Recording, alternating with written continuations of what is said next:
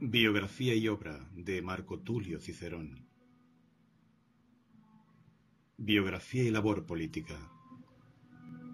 Marco Tulio Cicerón representa como ningún otro la unión entre un autor literario de calidad deslumbrante y un político de enorme influencia en el devenir histórico de la República Romana.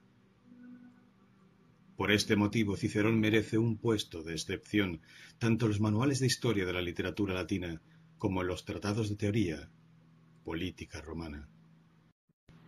Cicerón nació en la ciudad latina de Arpino en el año 106 a.C., un año antes de que Cayo Mario desempeñara el primero de sus 7 consulados.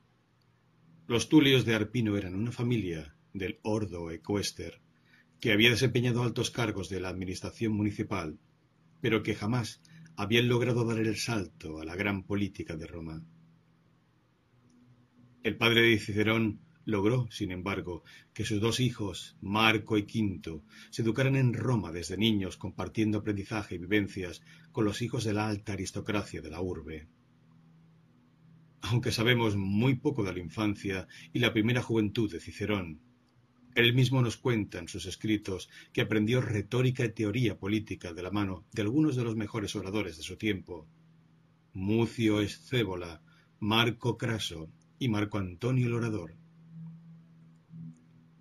Tras desempeñar algunas magistraturas menores y haber cumplido un corto y poco glorioso servicio militar durante los años de la Guerra Itálica, Cicerón alcanzó la primera magistratura de importancia en su cursus honorum, la cuestura. Como cuestor, Cicerón sirvió a las órdenes del gobernador de Sicilia, desempeñando su labor de forma pulcra y honrada, y logrando con ello una gran red de clientes en esta isla. Gracias a su relación con los sicilianos, Cicerón logró su primera gran victoria judicial como abogado y orador en el proceso contra Cayo Verres, antiguo gobernador de Sicilia, que había expoliado la isla y a sus habitantes durante su mandato. Su buena labor como cuestor y, ante todo, su creciente fama como abogado y orador le valieron la obtención de las siguientes magistraturas. De su año como edil, sabemos que Cicerón se mostró un administrador riguroso y poco dado a los gastos innecesarios, aunque esto le acarreara fama de avaro. Como pretor, el Arpinate se puso al servicio de uno de los hombres más poderosos del momento, Gneo Pompeyo, una relación beneficiosa que cultivó y trató de conservar a lo largo de toda su vida. Fue en el año de su pretura cuando Cicerón escribió su discurso en defensa de la propuesta de ley del tribuno Manilio, que trataba de conseguir para Pompeyo un mando en la guerra contra Mitrídates, rey del Ponto y principal enemigo de Roma desde décadas atrás. En el año 64 a.C., Cicerón acometió una de las más arduas empresas políticas que emprendiera en su vida: la obtención del consulado. Para un hombre como Cicerón, que no podía presumir de contar entre sus ancestros con ningún nombre que hubiera alcanzado la categoría de cónsul, ser elegido para dicha magistratura era un objetivo casi imposible. Muy pocos homines novi habían conseguido la proeza de ser los primeros de su familia en alcanzar el consulado. Sin embargo, Cicerón contaba con su prestigio como abogado y orador, con una extensa red de clientes entre la plebe de Italia y las provincias, y ante todo, con el apoyo de Gneo Pompeyo Magno. Con estas credenciales, Cicerón presentó su candidatura y, contra todo pronóstico, fue elegido como primer cónsul para el año 63 a.C. El principal problema al que tuvo que hacer frente el cónsul Cicerón fue un intento de golpe de estado conocido como la Conjura de Catilina. Lucio Sergio Catilina era un aristócrata empobrecido que, tras haber intentado varias veces ser nombrado cónsul de forma infructuosa, organizó una trama para hacerse con el poder en la que estaban implicados algunos nobles y caballeros. Cicerón supo de la existencia de esta conjura por medio de varios confidentes, gracias a los cuales el cónsul pudo actuar para evitar que ésta lograse sus objetivos. El primer paso de Cicerón consistió en denunciar ante el Senado las intenciones de Catilina, para lo cual compuso y pronunció una serie de discursos, sus célebres catilinarias, mediante los cuales denunció las intenciones de los golpistas. Catilina escapó de Roma y logró ponerse al frente de un ejército. Otros de sus cómplices no tuvieron tanta suerte y fueron arrestados y ejecutados por orden del cónsul Cicerón. Las tropas de Catilina fueron finalmente derrotadas por un ejército dirigido por el otro cónsul, Marco Antonio Híbrida, con lo que la conjura quedó abortada. Cicerón llegó en este momento a la cúspide de su gloria, siendo saludado como padre de la patria por el resto de senadores. Poco duró, sin embargo, la gloria de Cicerón. Una vez abandonó el consulado, todos sus enemigos trataron de hacerle caer en desgracia. Publio Clodio, un aristócrata que había cimentado su carrera política en el populismo y el apoyo de la plebe, logró que Cicerón fuera condenado al exilio en el año 58 a.C., acusado de haber condenado a muerte a los partidarios de Catilina sin dejar que éstos fueran juzgados previamente. El exilio supuso la experiencia más amarga para un hombre que, como Cicerón, había basado toda su felicidad en su carrera política. Además de conseguir su alejamiento de la ciudad, Publio Clodio logró que las propiedades de Cicerón fueran confiscadas. Su casa en el Palatino fue destruida, varias de sus fincas arrasadas y sometidas al pillaje. En estas circunstancias, lejos de su familia, lejos de sus amigos y, ante todo, lejos de Roma, Cicerón languideció en varias localidades de Grecia y Oriente hasta que el Senado revocó la condena y el Arpinate pudo regresar a la urbe. En los años que siguieron a su vuelta del exilio, Cicerón trató sin éxito de recuperar su papel de primera figura política. Pese a sus esfuerzos, el tiempo de los oradores había pasado, y eran ya los grandes generales, con César y Pompeyo al frente, los que marcaban la pauta política. El Arpinate ocupó cargos de importancia menor, como el de gobernador de Cilicia, pero nunca logró que su influencia volviera a ser la misma. Al poco tiempo del regreso de Cicerón de Cilicia, estalló la guerra entre César y Pompeyo. El orador tardó un tiempo en tomar partido, debido a que le unían lazos de amistad con ambos generales. Finalmente, el hecho de que la mayoría de los senadores hubiera abrazado la causa de Pompeyo hizo que Cicerón diera la espalda a César y partiera de Roma para unirse a los ejércitos pompeyanos. No fue la suya, sin embargo, una decisión firme, pues en todo momento se mostró disconforme con la marcha de los acontecimientos. Tras la batalla de Farsalia, en la que las tropas de César derrotaron a las de Pompeyo, Cicerón regresó a Roma, confiando en que el vencedor le concediera su perdón. César, como vencedor de la guerra civil, inició en este momento un proceso de acumulación de poderes que repugnó a muchos aristócratas romanos, temerosos de que la República Romana acabara convertida en una monarquía.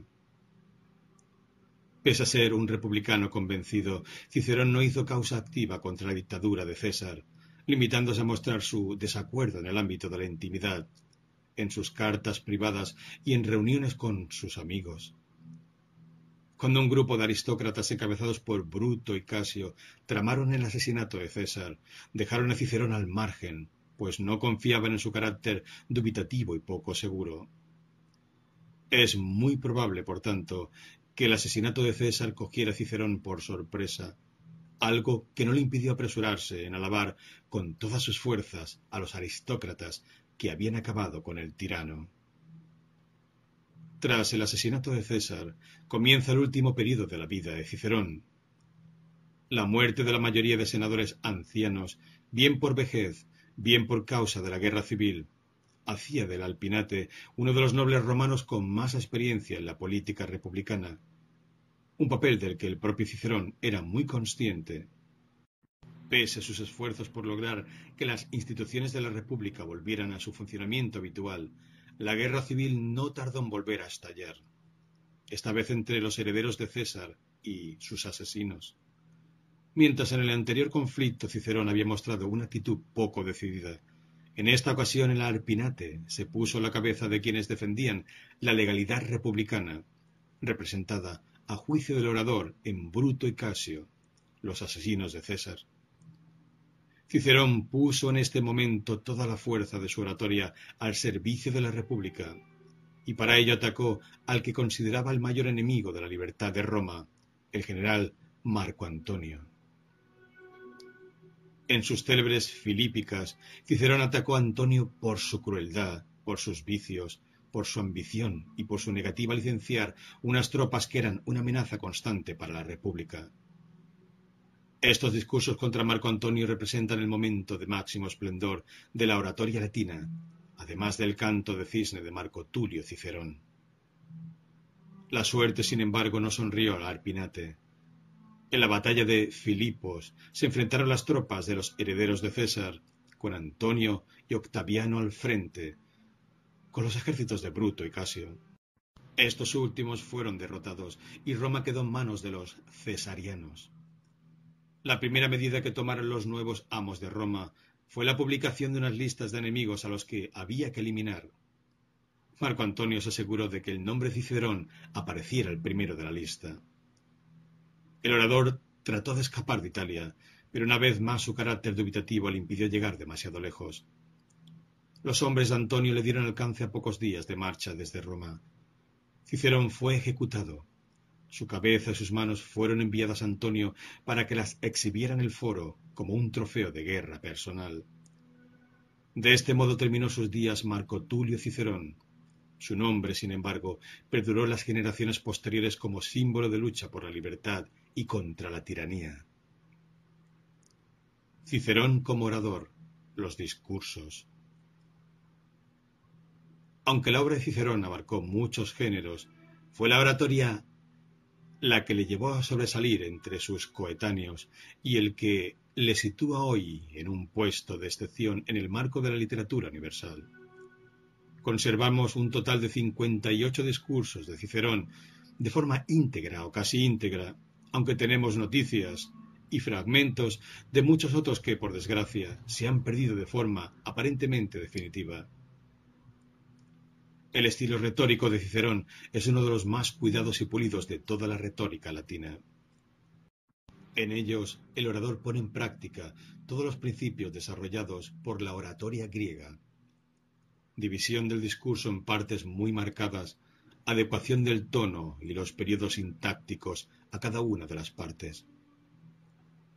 Podemos diferenciar sus discursos en privados, aquellos que pronunció para defender causas particulares como abogado, y políticos, aquellos que pronunció ante alguna asamblea o comicio. Discursos privados. Cicerón logró desde muy joven una notable fama como abogado, un trampolín desde el que pudo saltar, no sin dificultades, a lo más alto de la política romana. Al comienzo de su carrera, la primacía en cuanto a la oratoria forense la tenía Hortensio, pero muy pronto el joven Cicerón eclipsó a este aristócrata y se convirtió en el letrado más prestigioso y deseado por los ciudadanos que tenían que defender una causa ante los tribunales. La preferencia de Cicerón fue siempre actuar como abogado defensor, un papel en el que se sentía más a gusto que en el de fiscal de la acusación. Por este motivo la mayoría de los discursos que hemos conservado son defensivos. Solo al comienzo de su carrera, o cuando los lazos personales o las obligaciones políticas se le llevaran a ello, Cicerón aceptó ejercer el papel de acusador, un papel en el que, incluso contra su voluntad, alcanzó grandes éxitos. In Verrem. Una serie de discursos que supusieron el salto definitivo a la fama de Cicerón como abogado y como orador. Tras haber ejercido con honradez y entrega el cargo de cuestor en Sicilia en el año 76 a.C., Cicerón se ganó en la isla una gran red de clientes y amigos. Por este motivo, cuando los sicilianos llevaron a los tribunales al gobernador Cayo Verres, eligieron a Marco Tulio Cicerón para que representara sus intereses. El encargo era todo un reto, habida cuenta de que Verres formaba parte de la aristocracia más poderosa surgida tras la dictadura de Sila, y que el encargado de defenderle era Hortensio, el mejor orador de su tiempo. Sin embargo, el joven Cicerón supo doblegar con la fuerza de su oratoria todas estas dificultades, logrando que Verres perdiera el proceso y aumentando de este modo su propio prestigio. De los 5 discursos que hemos conservado, no todos llegaron a pronunciarse, pues la causa de la defensa, abrumada ante gran cantidad de pruebas que Cicerón presentó en sus primeras intervenciones, decidió retirarse como mal menor que atenuara la condena de Verres. Pro Milone. Una de las piezas oratorias más conocidas y de más perfecto acabado de toda la obra de Cicerón. Milón era un aristócrata conservador que había decidido oponerse al populista Clodio con sus mismas armas. Reclutamiento de bandas y enfrentamientos callejeros para desestabilizar la situación en Roma. Tras numerosas luchas, se produjo un encuentro fortuito entre Clodio y Milón, acompañados de sendos séquitos armados. En la lucha que siguió al encuentro, Clodio perdió la vida y Milón fue acusado de su muerte. Cicerón, satisfecho al ver que su antiguo enemigo había sido suprimido, se apresuró a defender al promotor del asesinato, poniéndose a su servicio como abogado. Sin embargo, la situación distaba mucho de ser idónea para que se desarrollara un juicio limpio sin presiones. El clima de violencia obligó a Pompeyo a ocupar con sus tropas los principales puntos de la ciudad, y fue en ese contexto en el que se celebró el juicio. Cicerón intentó en su discurso poner de relieve la inocencia de su defendido, algo complejo, habida cuenta de que todos los indicios apuntaban a su implicación directa en la muerte de Clodio. El juicio se saldó con la condena de Milón, aunque para entonces el aristócrata ya había partido al exilio. Cicerón fracasó en su objetivo de salvar a Milón de la condena, pero consiguió elaborar para ello uno de sus más cuidados y célebres discursos. El Pro Milone, que nosotros conocemos, es, de hecho, una reelaboración del discurso original pronunciado ante los tribunales, un texto en el cual Cicerón pudo poner todo su arte retórico con calma y tiempo. El propio Milón, al leer aquel discurso desde el exilio, exclamó que, de haber sido aquella versión la pronunciada, él mismo continuaría sin duda en Roma. Discursos cesarianos. Bajo este nombre suelen agruparse los discursos que Cicerón pronunció durante el tiempo de la dictadura de César, un período durante el cual el Arpinate se retiró de la vida política. Solo rompió su retiro para interceder ante el dictador por alguno de sus amigos condenados o en riesgo de serlo, como era el caso de Marcelo, aristócrata en el exilio por haber apoyado a Pompeyo en la guerra civil, o el rey de Iotaro, monarca oriental que se había opuesto a César durante la contienda. Discursos públicos. Delege Manilia. Siendo Cicerón pretor, se debatió en Roma la necesidad de entregar a Agneo Pompeyo un mando extraordinario para acabar con la guerra que enfrentaba décadas atrás a Roma con el rey del Ponto Mitrídates VI. Tal concesión era defendida por una propuesta de ley llevada a la asamblea por el tribuno de la plebe Manilio, uno de los hombres de Pompeyo en Roma. Cicerón aprovechó esta ocasión para congraciarse con el general y su círculo de influencia y pronunció un largo discurso en el que alababa los éxitos de Pompeyo y la necesidad de que la República le concediera todo cuanto éste necesitara para acabar con la guerra en Oriente. En su discurso, Cicerón desgrana toda una serie de argumentos: la necesidad de defender las ricas provincias orientales, la perfidia de Mitrídates, la incapacidad de los generales que hasta el momento habían dirigido las campañas. El resultado de este genial discurso fue la aprobación de la ley Manilia, la concesión a Pompeyo del mando en la guerra contra Mitrídates y la entrada definitiva de Cicerón en el círculo de los políticos pompeyanos. De Legge Agraria 1-3. Al comienzo de su consulado, Cicerón tuvo que hacer frente a una propuesta de ley que amenazaba uno de los que para él eran los principios básicos de la República: la integridad del erario público. Un tribuno de la plebe, Servilio Rulo, pretendía hacer aprobar una ley agraria según la cual se repartirían entre la plebe las tierras de ager públicos que quedaban en manos de Roma. Cicerón consideraba que cualquier ley agraria era un atentado contra el Estado y contra la propiedad privada, motivo por el cual puso todo el poder de su oratoria contra la rogatio del tribuno de la plebe. El resultado son 3 discursos. Hemos perdido alguno de los que conformaba el total de los pronunciados ante el pueblo y ante el Senado, en los que Cicerón demuestra su maestría a la hora de adaptar sus argumentos al público que conformaba su auditorio. El resultado fue la retirada de la propuesta de ley y un fortalecimiento considerable de la autoridad del cónsul. In Catilinam 1-4. El momento álgido del consulado de Cicerón llegó con el descubrimiento de la conjura de Catilina. Ante la amenaza que pendía sobre la República, el cónsul utilizó sus discursos para hacer ver a los senadores la necesidad absoluta de actuar de forma enérgica contra los conjurados para evitar que éstos redujeran a cenizas la ciudad de Roma. En sus 4 discursos contra Catilina, Cicerón va desgranando la perfidia de este personaje junto con sus intenciones criminales. El resultado fue la huida de Catilina para reunirse con las tropas que la guardaban al norte de Roma y la inmediata detención y condena a muerte de sus principales seguidores. Gracias a esto, Cicerón fue saludado como salvador de Roma y padre de la patria.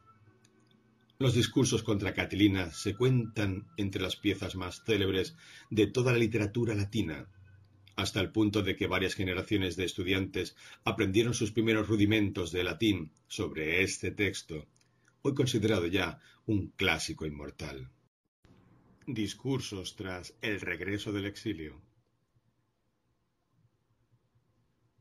Como hemos detallado en su biografía, Cicerón sufrió un duro exilio debido a las maniobras de Clodio para apartarlo del poder. Acusado de haber condenado a muerte a ciudadanos romanos sin juicio previo, el Arpinate fue condenado a abandonar Roma e Italia durante un periodo indeterminado de tiempo, y solo la caída de Clodio permitió que se facilitara su regreso. Durante su ausencia, sin embargo, sus enemigos habían logrado confiscar todos sus bienes, y entre ellos el más preciado, su casa de Palatino. Clodio había ordenado derribar la casa de Cicerón y construir en su lugar un templo dedicado a la diosa Libertad. Tras su regreso, el orador hizo grandes esfuerzos para que sus bienes le fueran restituidos, y para ello pronunció varios discursos sobre diversos temas ante el Senado y ante las asambleas. Filípicas. Los 14 discursos conocidos como Filípicas suponen el momento cumbre de la producción retórica de Cicerón. Nunca antes el Arpinate había estado tan a la altura de las circunstancias históricas ni había puesto tanta energía en una causa como la que desarrolló en estos tiempos. Las Filípicas son los discursos que Cicerón pronunció para atacar a Marco Antonio después de que éste tratara de monopolizar en su favor la herencia de César para asegurarse una parcela de poder en la República. Su nombre proviene de la semejanza de estos discursos con los pronunciados por el orador ateniense Demóstenes, en los que atacaba al rey Filipo de Macedonia en el siglo IV a.C. En esta ocasión, sin embargo, la oratoria de Cicerón no sirvió para salvarle ni a él ni a la República Romana. El joven Octavio, que se había puesto en un primer momento del lado de Cicerón, le traicionó y firmó una alianza con Marco Antonio y Lépido, formando el llamado Segundo Triunvirato. La unión de estos 3 personajes les llevó a hacerse con todo el poder en Roma y a poder desatar, a su capricho, una cruel represión contra sus enemigos. Antonio no olvidó las acusaciones e insultos vertidos contra él en las Filípicas y se aseguró de que el nombre de Cicerón figurara el primero en una larga lista de personas que debían ser ejecutadas. Obras teóricas y filosóficas.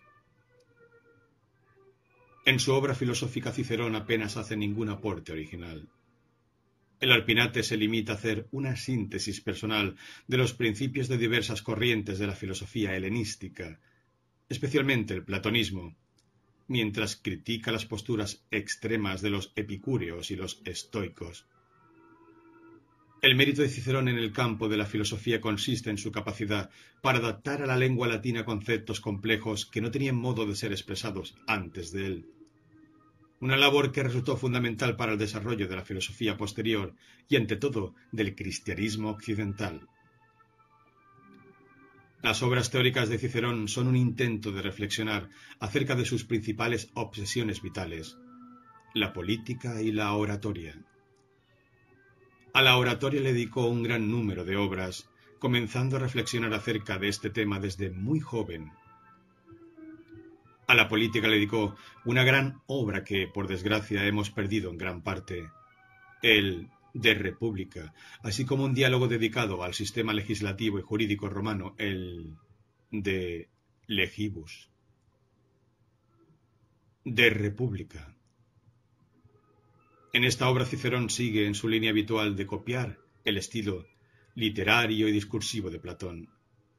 Como el ateniense había hecho en su República, Cicerón simula un diálogo ficticio en el que Escipión Emiliano y los miembros de su círculo debaten acerca de cuál es la mejor forma de organizar el Estado. Por desgracia, no es mucho lo que hemos conservado de esta obra, sin duda una de las más interesantes de Cicerón. Uno de sus pasajes adquirió gran celebridad durante la Edad Media y por este motivo se salvó de la desaparición. El llamado sueño de Escipión. En él, Escipión Emiliano cuenta un sueño en el que se le aparece su antepasado, por adopción, Escipión africano, y las revelaciones que éste le hace acerca del futuro de la República Romana. De Legibus. El diálogo de Legibus muestra una conversación ficticia entre el propio Cicerón y su hermano Quinto y su gran amigo Ático. El tema del debate es el espíritu de las leyes romanas, la forma en la que éstas son aprobadas por las asambleas, la influencia del Senado, los poderes de los magistrados, la legitimidad de las diversas instituciones. Gracias a esta obra conocemos una gran cantidad de detalles acerca de las formas de gobierno y las leyes en la República Romana, así como de la mentalidad que subyacía bajo las mismas. De Finibus Bonorum et Malorum. En esta obra, Cicerón reflexiona sobre cuestiones éticas a la luz de las principales corrientes filosóficas de su tiempo, fundamentalmente el epicureísmo, que él mismo despreciaba, el estoicismo y el platonismo. De Officis. El más personal de todos los libros filosóficos de Cicerón, y aquel en el que refleja más sus propias reflexiones. Lo escribió en un momento especialmente fecundo de su vida, los últimos meses del año 44 a.C. Tras el asesinato de César, Roma se vio inmersa en un nuevo conflicto civil, y fueron muchos los que se volvieron en busca de una figura política con experiencia que guiara a la República en ese trance. Fue el momento que Cicerón había esperado durante años. Mientras pronunciaba sus Filípicas para denunciar las intenciones tiránicas de Marco Antonio, el Arpinate escribió esta obra filosófica, su legado final. En ella reflexiona sobre la virtud desde el punto de vista teórico y sobre cómo estos principios deben aplicarse en la práctica. Cato Maior, de Senectute. Cicerón nunca ocultó su admiración hacia la figura de Catón el Viejo. Un romano severo y estoico consagró su vida a servir la República y a cultivar sus tierras según el modelo de virtud del hombre arcaico. Tomando a Catón como ejemplo, Cicerón traza un panorama de las ventajas de la vejez frente a la juventud, una obra que busca ser consuelo para aquellos que ven que sus fuerzas se marchitan y su vigor físico desaparece. La Aelius de Amicitia. Un tratado sobre la amistad desde el punto de vista romano, entendida como una relación social entre iguales que deciden darse un apoyo mutuo en la vida privada y en la pública. Como protagonista del diálogo, Cicerón escoge a Cayo Lelio, que en presencia de sus dos yernos, Fanio y Escévola, va desgranando su propia visión de la amistad en base a la que fue su relación con el gran Escipión Emiliano. De natura deorum. En este diálogo Cicerón reflexiona acerca de la religión desde el punto de vista de los epicúreos, representados por Cayo Colla, y los estoicos, representados por Lucilio Balbo. Al modo de los diálogos platónicos, Cicerón deja que los dos personajes desgranen sus argumentos para después pasar a rebatirlos y llegar a una conclusión final. De Divinatione. Un pequeño tratado escrito en los primeros meses del año 44 a.C., una época en la que la dictadura de César obligó a Cicerón a retirarse de la vida pública para evitar enfrentarse de forma directa con el que él consideraba un tirano. En esta obra Cicerón defiende la posibilidad real de que los sacerdotes puedan adivinar el futuro por diversos medios, ya sea el análisis del vuelo de las aves, de las entrañas de las víctimas sacrificadas o de determinados sueños. De Oratore. En este tratado, escrito también en forma de diálogo ficticio, situado en el 91 a.C., Cicerón habla de cómo debe ser la educación de un orador y reflexiona acerca de los principios morales que éste debe seguir para hacer buen uso de la retórica. Orator. El último de los escritos de retórica que escribió Cicerón. En él, el Arpinate hace una introducción acerca de las diversas fases de creación de un discurso, para después, tras una petición ficticia de Marco Junio Bruto, pasar a describir las cualidades que deberían adornar al orador perfecto. Brutus. Este pequeño tratado es una joya para la reconstrucción de la historia de la retórica en Roma. En él, Cicerón hace un corto relato cronológico en el que habla de los mejores oradores de cada generación, desde los orígenes del discurso en Roma hasta sus propios días.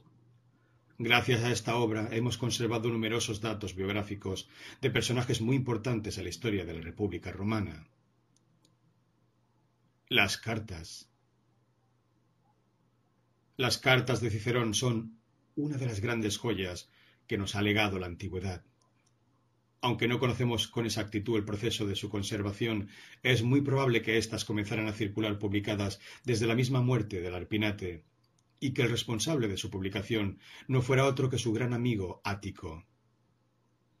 Perdidas durante toda la Edad Media, su recuperación fue uno de los mayores aciertos de los humanistas italianos. Si en los discursos y obras teóricas encontramos al Cicerón político y al personaje público, en sus cartas descubrimos al ser humano, al amigo que sufre por la traición, al padre preocupado por la suerte de sus hijos, al suegro desesperado por la actitud de su yerno. Encontramos a un Cicerón tan humano que es contradictorio, mezquino en ocasiones, tierno muy a menudo, iracundo y testarudo. Es en las cartas donde late la verdadera esencia del hombre que fue Cicerón. Las cartas han sido agrupadas para su edición y publicación dependiendo de su destinatario. 16 libros de Epistulae ad familiares, escritas a un gran número de amigos, conocidos y clientes de todo tipo, entre los cuales se cuentan algunos de los más importantes personajes de la historia de la República Romana, como Pompeyo y César. Los datos que encontramos en estas epístolas resultan esenciales para entender el juego político de los años que van desde el consulado de Cicerón hasta su muerte a manos de los esbirros de Marco Antonio. 16 libros de Epistulae ad Atticum, dirigidas a su gran amigo Pomponio Ático. Este personaje, un acaudalado caballero que renunció a la vida política en aras de una vida tranquila y próspera, fue el gran confidente de Cicerón, el receptor de sus cartas más sinceras y desgarradas. En el amargo trance del exilio, fue Ático quien recibió las quejas y reproches más amargos por parte de Cicerón. Tras la muerte de su hija Tulia, Ático fue el oído siempre dispuesto a escuchar los lamentos de un padre destrozado. Choca observar que, si es cierto que fue Ático el que publicó las cartas de Cicerón, en estas epístolas encontremos la intimidad de un Cicerón que difícilmente habría dado su consentimiento a la publicación de tan delicados documentos.